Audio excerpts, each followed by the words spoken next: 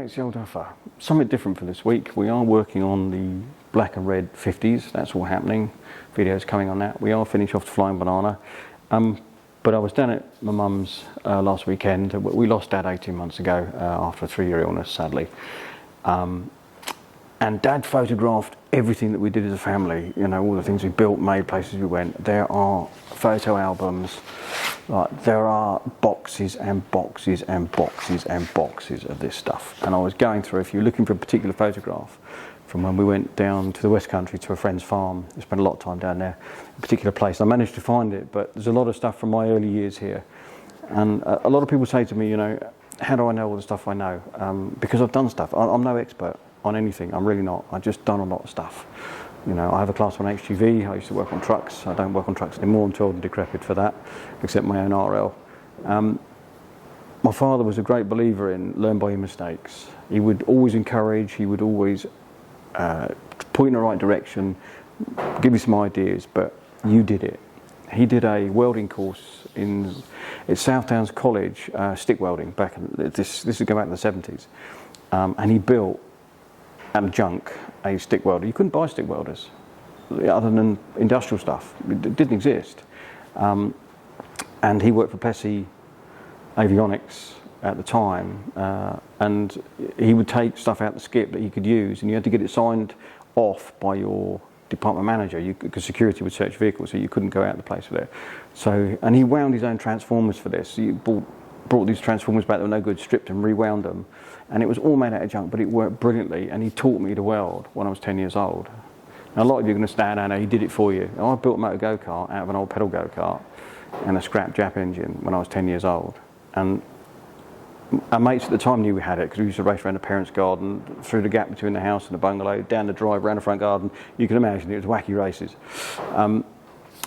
But there was a lot of animosity at school and people calling us liars and stuff. And I'm bearing in mind this was middle school before I went up to secondary school at 11 in 77.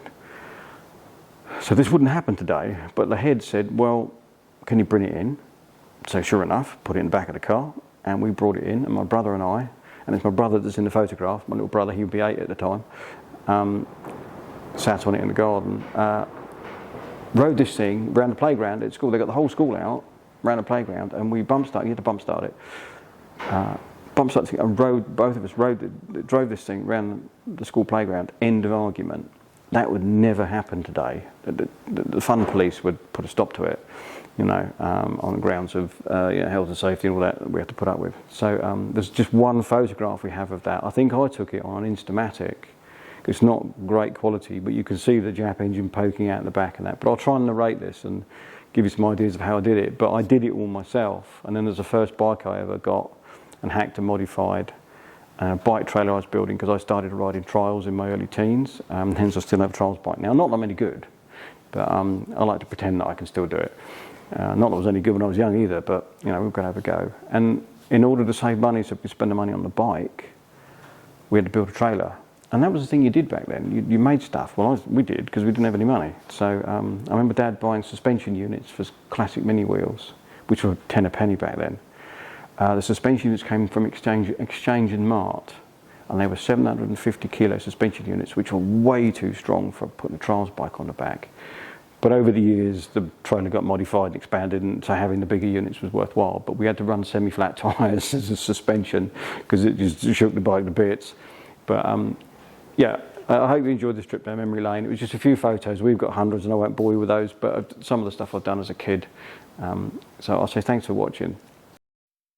Well, there's Dad with the first iteration of the Monster Art welder, all made out of junk, homemade transformers. I think he's welding up an old car scissor jack there, by the looks of it. The possibilities are endless. Once you could weld, stick things together, fix stuff. Oh yeah, opened up a whole world to us. I mean, welding knackered old cars up was an absolute godsend back in the day. There's my little brother. You can see the go-kart. I cut the frame in half and welded a bit of black tubing to make it longer. Actually like torsion bar suspension. And the little Jap engine poked out the back. It did end up with a copper fan shroud in the end, because it used to overheat and sort of semi-heat seize, because we used to thrash it to death, as you can imagine. But we had a lot of fun with that. Made a right mess of Mum and Dad's garden. And there's me when we put in bowl haircut. Honda C200 that belonged to my parents' neighbour, and the deal was, if you can get it going, you can have it. Well, Dad reckoned I got it going within half an hour. Whether that's true or not, I don't remember, but I certainly got it going. 4-speed manual transmission with a clutch, so you had to ride it like a motorbike. And then the disc cutter was brought out to do some mods. Ta-da! There you go. Telly front end. Don't remember what the forks were off of. I remember the wheel didn't come with it, so we had to modify things to make the wheel fit. Longer rear shocks, different seat, shorter frame. But it worked, and I had a lot of fun on that bike, riding around this sort of common ground and waste ground near my parents' property. Bike, there's another one there of the bike. You can see there's an upswept exhaust on it, and I learnt to weld thin material with 16 gauge arc welding rods back then, because that's all I had. I didn't have any brazing equipment. You had to learn how to do it. Many holes were blown, obviously, but we got there in the end, and it worked really, really well. Dr. David there building his trailer so he could start trials riding. I didn't trials ride that bike you saw there. I did have a proper trials bike. But there was a bit of round tube used as the axle beam, angle arm we got from somewhere. I think someone gave us a trailer board for it. Can't remember now, but it was made out of what we had. We had to make it work. It had to be legal, obviously. There it is, finished. You can see the trailer board there. I think we bought a new hitch on the front. I'm sure Dad did.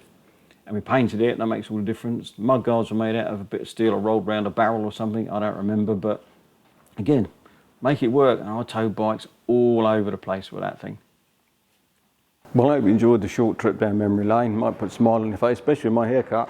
I know the pictures aren't great quality. I did actually photograph them with my phone from original prints that were taken. This was all done on film. This is long before the days of digital, 1970s, 80s, even in the 90s. I don't think Dad had a digital camera till after the 2000s.